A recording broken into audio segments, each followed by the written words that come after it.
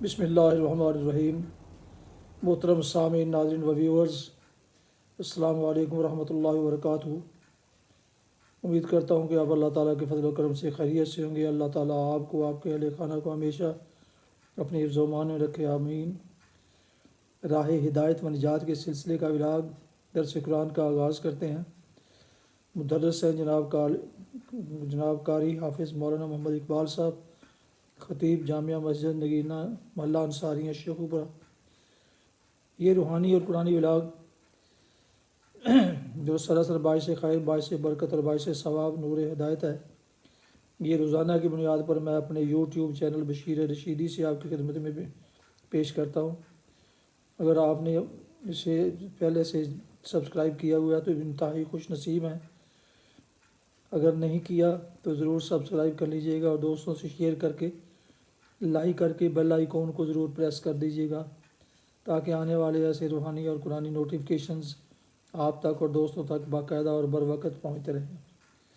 تو شروع کرتے ہیں درس قرآن۔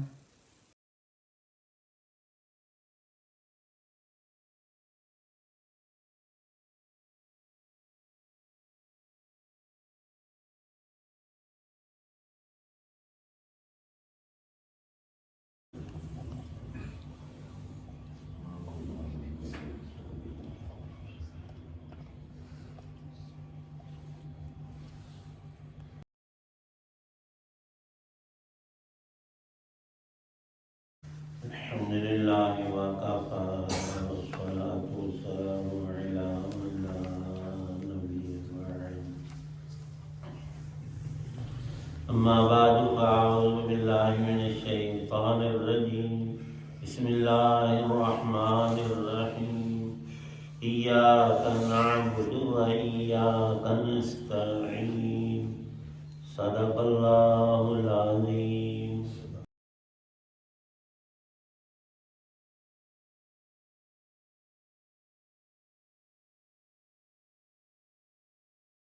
اے اللہ، ہم تیری ہی عبادت کرتے ہیں اور تجھ ہی سے مدد مانگتے ہیں۔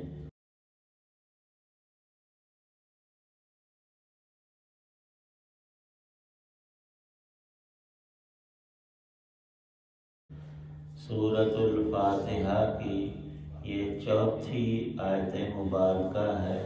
مفسرین ارشاد فرماتے ہیں، قرآن پاک کے سارے دعوے مدلل ہیں۔ دلیل کے ساتھ پکی بات کو ذکر کرنا، یوں قرآن پاک کا پڑھنا آسان ہے، سمجھنا آسان ہے، عمل کرنا آسان ہے، اور یہ رب کی رحمتیں ہیں ساری، جو ہم نے بسم اللہ شریف میں پڑھا کہ اللہ کی ذات الرحمن اور الرحیم ہے۔ یہ تو تسمیہ ذکر اللہ کا ایک اعلیٰ فرد ہوا کہ طریقہ وہ جو رسول کریم صلی اللہ تعالی علیہ وسلم نے وحی الہی سے ارشاد فرمایا۔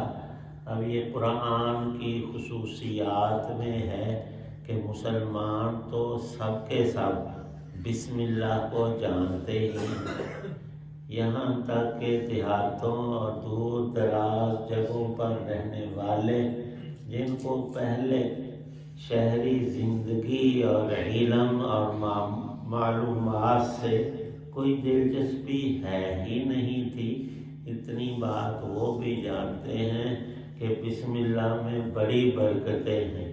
کسی اپنے دوست عزیز کو دیکھتے ہی وہ آج تک ان کا رواج ہے کہ بسم اللہ جی آیا، بسم اللہ جی آیا۔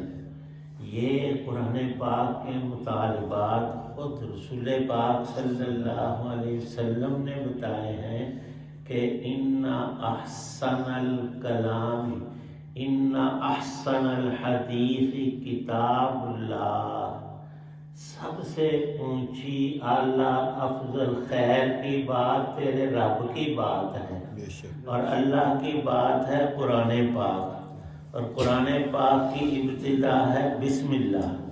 تو ہم بسم اللہ شریف کو پڑھنا جہاں موجب ثواب ہے وہاں خیر اور برکت اور اللہ کی رحمت کو جذب کرنا. اللہ کی رحمتیں اترتی ہیں تو ملتی تو سب کو ہے، لیکن کچھ لوگ زیادہ پاتے ہیں، جو ہاتھوں کو رب کے آگے پھیلانے والے اور اپنی جولی پھیلا کر مانگتے ہیں. اللہ ان پر بہت خوش اور راضی ہوتے.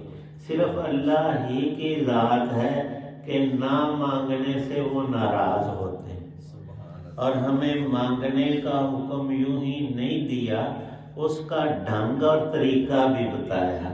سورۃ فاتحہ کے 10 سے زیادہ مشہور نام ہیں. ایک نام اس کا فاتحہ کہ افتتاح ہو رہا ہے، ابتدا ہے یہ اللہ کی بات کی، اللہ کی کتاب، اللہ کا کلام یہاں سے شروع ہو رہا ہے. تو افضل پر عمل کرنے کی کوشش ہونی چاہیے. جب بھی ہم بسم اللہ شریف پڑھیں تو بسم اللہ الرحمن الرحیم کہیں. محاورے میں اگر صرف بسم اللہ بھی ہے تو وہ بھی جائز اور بالکل درست اور مسنون ہے.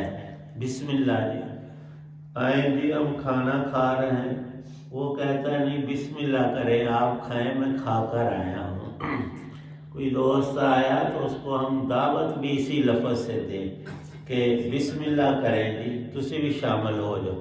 یہ ایسے ہی نہیں، یہ حکم ہے ہمیں کہ اللہ کا کلام ہے، اس کے سارے ہی لفظ اللہ کی باتیں، اور ان کو مومن کے لیے زبان پر رکھنا سب کچھ ہی ہے. جب اللہ کا کلام ہے، رسول پاک صلی اللہ علیہ وسلم خود اس کو دن رات پڑھنے والے اور اس کو سمجھ کر عمل کرنے والے، یہاں تک نہیں ساری امت کو اس کا درس دیا ہے. تو کل پہلی جو 3 آیات پڑھی تھی سبحان اللہ، وہ پہلی آیت میں تھا الحمدللہ، ساری تعریفیں اللہ. ابھی موٹی سی ایک بات سامنے آتی ہے، ہم کسی شخص کے علم کی، اس کے حسن خوبصورتی کی، اس کی جوانی کی، اس کی عقل مندی کی تعریف کرتے ہیں. یہ تو ایک انسان کی تعریف. پھول ہے گلاب کا کھلا ہوا اور اس کی خوشبو مہک رہی ہے، کلیاں ہیں، ہم کہتے ہیں سبحان اللہ ماشاء اللہ. تو ہم تو اس کی تعریف کرنی چاہیے اور کرتے ہیں. یہ تو اللہ کی تعریف ہے، ماشاء اللہ سبحان اللہ. لیکن اس پھول کی خوبصورتی، اس کی رنگت، اس انسان کی عقل مندی آئی کہاں سے؟ وہ اللہ کے خزانے ہیں جہاں سے ساری رنگتیں، خوبیاں، خوبصورتیاں اور کمالات سب اسی کی عطا ہے. کوئی کسی کا حصہ بکھرا، کوئی چھوٹی سی بھی چیز ایسی نہیں کہ وہ اللہ نعوذ باللہ نہ دیتا ہو، کوئی اور بنا کر پیدا کر کے دیتا ہو. کل عرض کیا تھا کہ خالق ایک ہی ہے، مالک حقیقی پھر وہی ہوا. ہر تعریف جو ہم اللہ کی یا اللہ کی کسی مخلوق کی کوئی خوبی بیان کرتے ہیں تو وہ بھی دراصل اللہ ہی کی تعریف ہے. اللہ پاک فرماتے ہیں میری تعریفیں 1 2 5 7 لاکھ کروڑ ارب خرب نہیں، لامتناہی. قرآن پاک میں آیا کہ ایک پورا سمندر جو ہے جس کے کئی حصے مشہور ہیں، بحر الکاہل اور فلاں بحر ظلمات، فرمایا کہ یہ میں سارا سیاہی بنا دوں، دنیا کے قلم گھڑ کر تمہیں تمہارے سامنے رکھ دوں، اور اے انسانوں تم سب کے سب بلکہ فرشتے بھی اور ساری مخلوقات اللہ کی تعریفیں لکھنی شروع کرو. اللہ پاک فرماتے ہیں کہ وہ سمندر کی سیاہی ختم ہو جائے گی، کلمیں تمہاری ساری گھس جائیں گی، اور اللہ کی تعریف کی تو ابھی ابتدا ہی ہوئی. اس میں انتہا کیسے آئے؟ سب سے زیادہ علم اللہ پاک نے اپنے انبیاء علیہ السلام کو عطا کیا وحی کے ذریعے، اور ان میں بھی افضل تر اور کامل تر اور اعلیٰ ترین علوم جو ہیں، سب سے زیادہ علم تمام مخلوقات میں ہمارے پیارے نبی صلی اللہ تعالی علیہ وسلم کو عطا کیا۔ آپ اللہ کی تعریف کرتے ہوئے اپنے عجز کا اظہار فرماتے ہیں، اے اللہ تیری کامل ثنا، ساری تعریف کوئی کر ہی نہیں سکتا، لا احصی ثناء علیک۔ اب آگے وہ نبوت کا جملہ ہے، نبی پاک صلی اللہ علیہ وسلم عرض کرتے ہیں، اے باری تعالی لا احصی ثناء علیک انت کما اثنیت علی نفس، تو جانے تیری شانے، ہم تو مخلوق اور بندے اور بہت تعریف کرتے ہیں، لیکن ہماری تعریف تو ابتدا میں ہی بس رہ جاتی ہے۔ یہاں یہی مسئلہ ہے، الحمدللہ کے ساتھ یہ گویا ایک دعویٰ ہے، ساری تعریفیں اللہ کے لائق ہیں، اور آگے رب العالمین، کیوں کا جواب بھی اسی جملے میں، پہلی ہی آیت میں وہ رب ہے تیرا اور سب جہانوں کا اور ہر چیز کا۔ پالنے والے میں مفہوم یہ بھی آتا ہے کہ جس کو جس شے کی ضرورت تھی اللہ نے عطا کی۔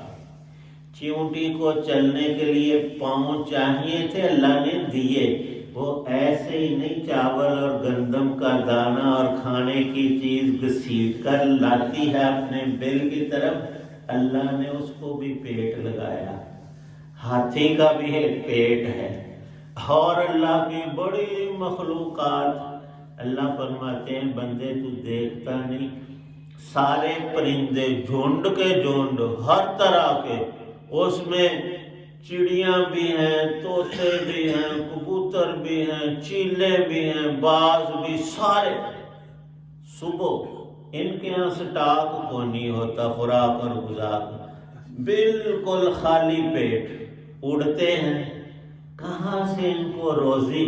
اور ہر ایک جب شام کو گھونسلے کی طرف لوٹتا ہے تو اس کا پوٹا بھرا ہوا ہوتا ہے، وہ کس نے غذا پیدا کی اور ان کو عقل دی، اور یہ کتنا سفر کر کے اڑا کر جا کر اسے حاصل کر کے اپنے گھونسلوں میں آتے ہیں تو پر ہوتا ہے ان کا پوٹا اور پیٹ۔ فرمایا بندے تو بھی دیکھ، تجھے سب سے اعلیٰ طریقہ غذائیں حاصل کرنے کا، کھانے پینے کا، اور ان کو مکس کر، باقی سارے جاندار ایک ہی چیز کھاتے ہیں۔ تو ہم نے مرغیاں رکھی، ایک ہی دانہ ڈالیں گے ان کو، وہ کبھی نہیں کہیں گے کہ اب ہمیں فلانی چیز دو۔ یہ تو انسان کی خواہشات ہیں، اور اصل جو فطری طریقہ نا وہ یہی ہے کہ کھانے پینے کی چیزیں زیادہ مکس کر کے 7-15 ڈشیں نہیں، تو کتنا کھائے گا ایک لقمہ، ان میں سے جو تجھے مرغوب ہے، تیری طبیعت کے مطابق ہے، وہ 1-2 چیزیں کھا لے۔ بلکہ روایت پاک میں تندرستی کا سبب یہ ہے کہ ساری چیزیں نہ ملا مکس کر کے کھاؤ۔ وہ جو 1 ڈش والا تھا اس کی بنیاد بھی ہمارا دین مہیا کرتا ہے۔ تو جب روٹی کھاتا ہے روٹی سالن کھا لے، اور ایک ٹائم میں تو چاول کھا رہا ہے، منع نہیں کہ ساری چیزیں ملا کر، لیکن اندر جا کر کبھی ان کی لڑائی ہو جاتی ہے، کوئی گرم، کوئی سرد، کوئی تر، کوئی خشک۔ ایک کھاؤ گے تو معدہ اسے اچھی طرح ہضم کر کے جزو بدن بنائے۔ یہ سارے سسٹم اللہ کے بنائے ہوئے، اس میں کسی انسان اور مخلوق کا کوئی دخل نہیں ہے، تو ثابت ہو گیا کہ اللہ رحمان اور رحیم ہے۔ پھر مالک یوم الدین، بنیادی عقیدہ تیسری آیت میں بیان فرمایا تھا کہ بندے تجھے پیدا کر کے یوں ڈنگر ڈور کی طرح نہیں چھوڑا کہ 4 دن کھا پی کے مر جائے، تیرے لیے اگلا جہان رکھا ہے جو اصل اصول ہے۔ مالک یوم الدین، تجھے انعامات دینے ہیں اور تجھے ہمیشہ کی اس چیز سے جو تجھے ناپسند کسی بھی درجے میں ناگوار، جنت کی تعریف اللہ پاک نے خود فرمائی ہے کہ وہاں کوئی تجھے تکلیف کی اور جس سے تیرا دل بھی تھوڑا سا دکھتا ہو، ایسی بھی کوئی بات کبھی بھی پیش نہیں آئے گی۔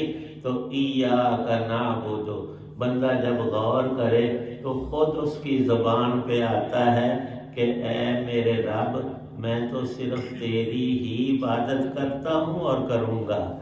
یہ بھی عربی کی خوبیاں ہیں کہ مضارع کے صیغے میں دو زمانے، ایک ماضی ہے، دوسرا حال اور مستقبل۔ حال اور مستقبل کے لیے بظاہر ایک ہی لفظ عربی میں آتا ہے۔ عبادہ کا ترجمہ تھا اس شخص نے اللہ کی عبادت کی۔ نعبدو کا معنی ہے اے اللہ ہم تیری عبادت کرتے ہیں اور موت تک کرتے رہیں، جب تک ہمارے بدن میں جان ہے ہم اس چیز کو چھوڑیں گے، عبادت کو نہیں چھوڑیں گے۔ عبادت کا جزو اعظم تو نماز ہی ہے جو جامع ہے، سب اللہ کی رضا کے طریقے اس کے اندر موجود ہیں۔ تو ایاک نعبد، جیسے ہم بسم اللہ شریف پڑھتے ہیں، الحمدللہ کہتے ہیں، اور جب اللہ کی رحمتیں اپنے اوپر مہربانیاں دیکھتے ہیں تو زبان پر آتا ہے الرحمن الرحیم۔ ان میں ہر جملہ ایسا ہم سارا دن پڑھے، ساری زندگی پڑھے، الحمدللہ پڑھتے رہیں، الحمدللہ رب العالمین پوری آیت پڑھے، الرحمن الرحیم پڑھے، مالک یوم الدین۔ دنیا کی کوئی بھی تکلیف تنگی پیش آ جائے، مومن کو چاہیے کہ آگے تھوڑے سی نظر کر لے کل اور پرسوں پر، تو اس کا دل خوش اور راضی ہو جائے گا۔ میرا رب مالک یوم الدین ہے، ساری کمیاں وہاں پوری فرما دے گا، اور ہر وہ چیز جو دکھ اور تکلیف سے متعلق وہ بالکل ختم، ہمیشہ۔ نہ بیماری آئے، نہ لڑائی جھگڑا، نہ کسی کی بری آواز گالی گلوچ، وہاں اللہ نے یہ چیزیں رکھی۔ سلام قولا من رب الرحیم، ایاک نعبد و ایاک نستعین۔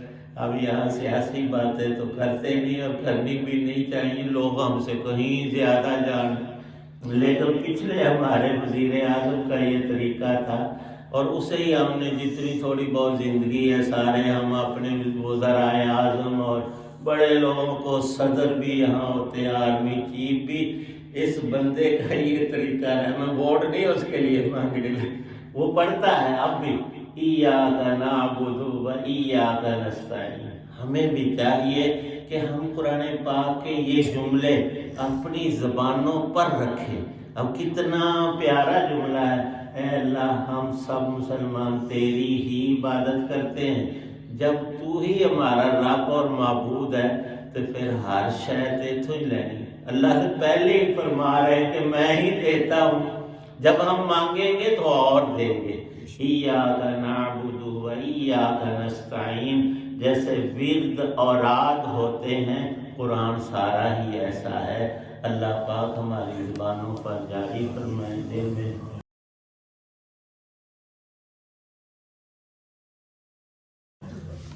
قرآن پاک کا نور نصیب فرمائے۔ الحمدللہ رب العالمین والصلاة والسلام علی رسولہ النبی الکریم، اللہم صلی علی سیدنا محمد وآلہ بقدر حسنہ و جمالہ۔ یا اللہ پاک بیماروں کو شفا عطا فرما، مقروضوں کو قرض سے نجات عطا فرما، دین دنیا کی ساری ہماری پریشانیاں دور فرما، دل کا چین، سکھ، سرور، ذکر اللہ۔ یا اللہ ہمارے دلوں اور زبانوں پر اپنی یاد کے کلمات، قرآن پاک کے نورانی کلمات جاری فرما۔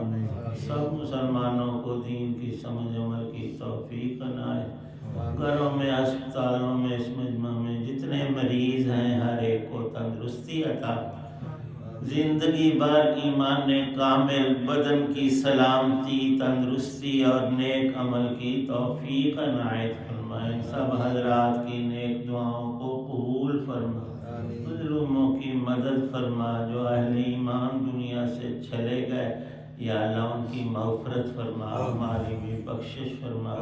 कुरान पाक का नूर हमें, हमारी आला औलाद नस्लों को नसीब फरमा, पढ़ने समझने अमल की तौफीक अनायत, फैज़ को हमसे जारी और सारी फरमा, अपना फजल करम फरमा, हमारी दुआओं को कबूल फरमा। सल्लल्लाहु तआला अला खैर खल्क़िही मुहम्मद व अला आलिही व अस्हाबिही व अहले बैतिही अजमाइन, आमीन बिरहमतिक। आप राह हिदायत व निजात के सिलसिले का विराग दर्स कुरान सुन रहे थे। आज के दर्स में सूरह अल-फातिहा की आयत नंबर 4, इय्याका नअबुदु व इय्याका नस्तईन की तिलावत, तर्जुमा और तफसीर बयान की गई। और इसके अलावा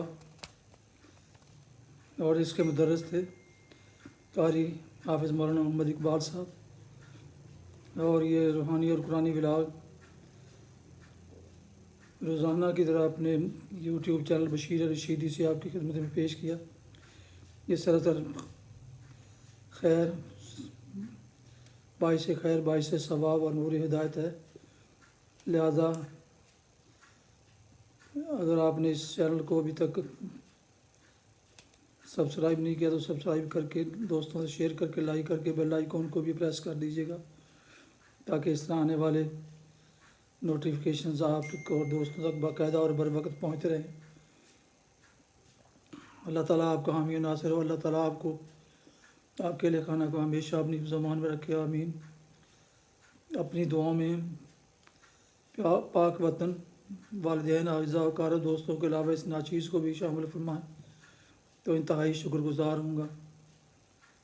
अल्लाह ताला आपको, आपके अहले खाना को, बच्चों को हमेशा खुश रखे, आबाद रखे, शादबाद रखे, आमीन। अस्सलामु अलैकुम वरहमतुल्लाहि वबरकातुहू। पाकिस्तान जिंदाबाद। अल्लाह हाफिज़।